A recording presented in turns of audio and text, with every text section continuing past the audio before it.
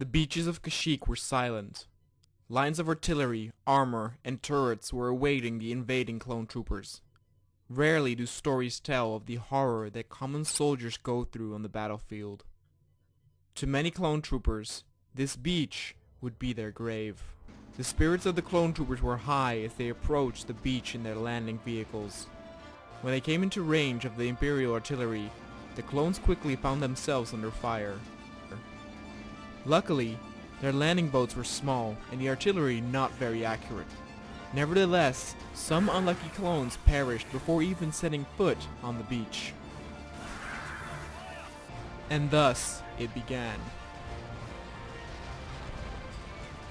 It was an absolute nightmare. The helpless clones did not have any proper cover to withstand all the firepower that the Empire threw at them. The infantry desperately hid behind barricades and wreckage as they were mostly dependent on their walkers to take out the Imperial troops.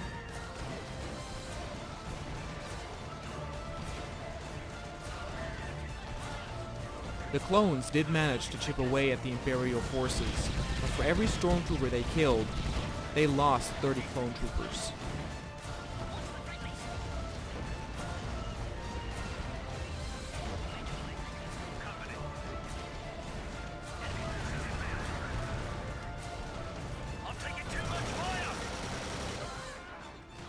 The shore was covered in wreckage, bodies, and smoke. Many of the clones were not prepared to perform under such pressure. The higher-ranking clones did their best to push the troops up towards the beach. The clones were easy targets for the Imperial turrets and artillery.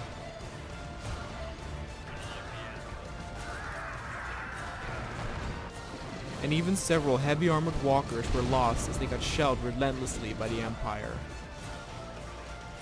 The morale of the clones fell as they tried to take cover behind blown up vehicles as the world around them burned.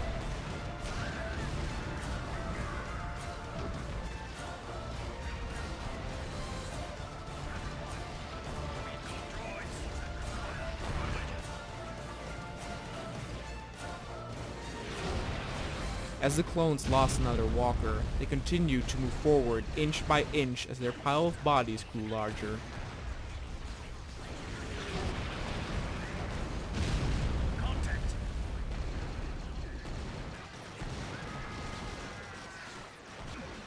Some of the walkers had reached the beach and the front line was shifting slowly.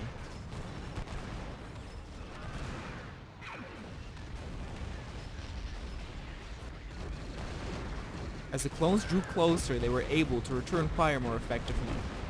Several Imperials got blown to bits by the invading force.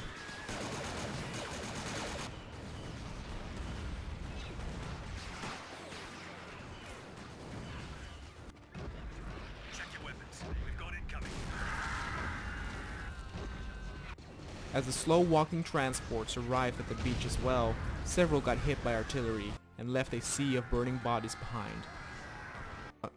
The clone armor was successful in taking out several of the Imperial artillery. The clones pushed hard to take the beach.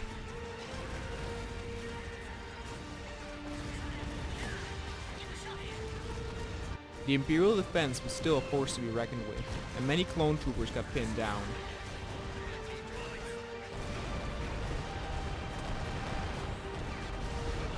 Burning wrecks covered the beach in smoke as the crew burned alive in a daze of panic.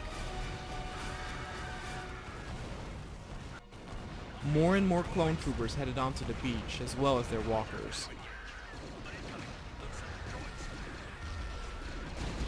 The Imperials were now suffering heavy losses.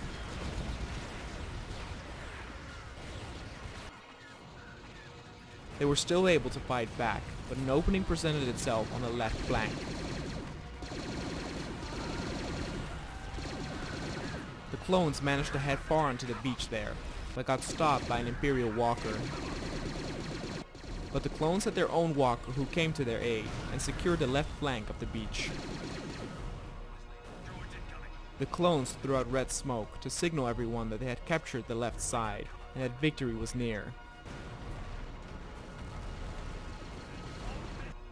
Most of the Imperial artillery and turrets had been destroyed.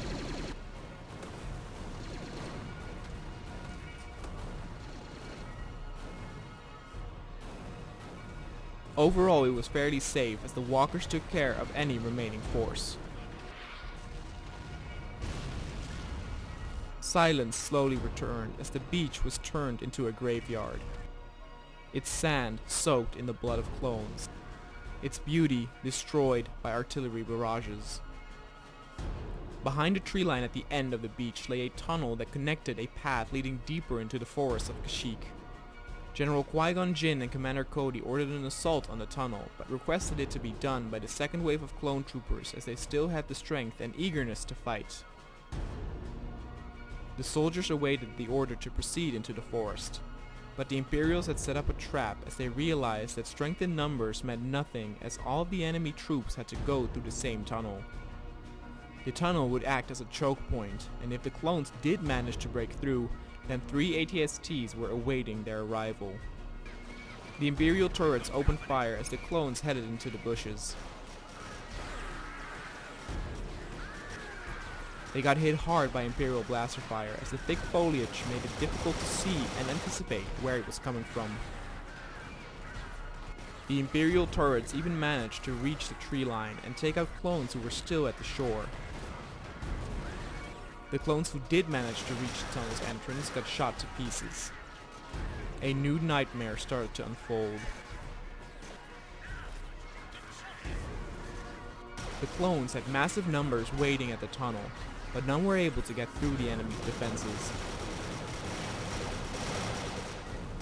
The clones ordered their walkers to go through the forest as well, but the trees slowed them down. Though some of the Imperial infantry fell, the turrets seemed unstoppable as each clone who showed any sign of bravery got put down.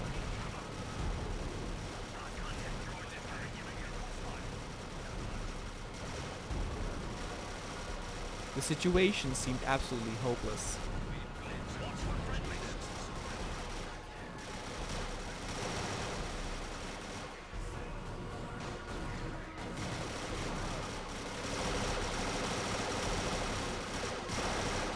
One of the walkers finally had arrived to fire from a proper angle, and with a powerful blast, the enemy turrets were silenced. The clones could finally head in, and had little trouble getting rid of the stormtroopers.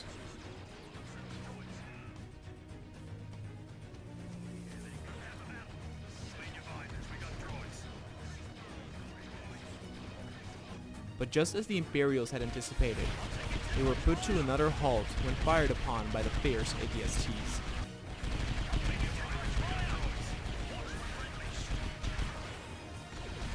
Blaster fire and rockets took quick care of the troopers as they tried to break through. Every attempt the clones made to advance got turned around as even their anti-armor troopers did not get a chance to fire a shot. The tunnel quickly filled with mountains of dead clone troopers.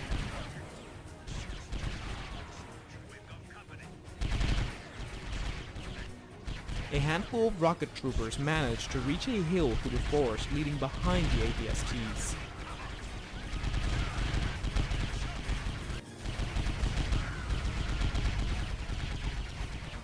When they got into position, they fired their rockets and took down the frightening walkers.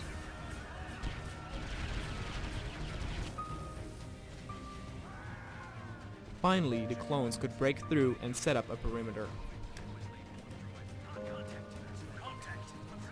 Before the clones' ships could land to reinforce and extract the wounded, they would need to take care of the Imperial AA guns set around the beach area. They would send in Phase 2 clones to do this. The clone army had achieved its first victory, but it came at a terrible price, and many would tell the tale of the horrors that occurred on that beach.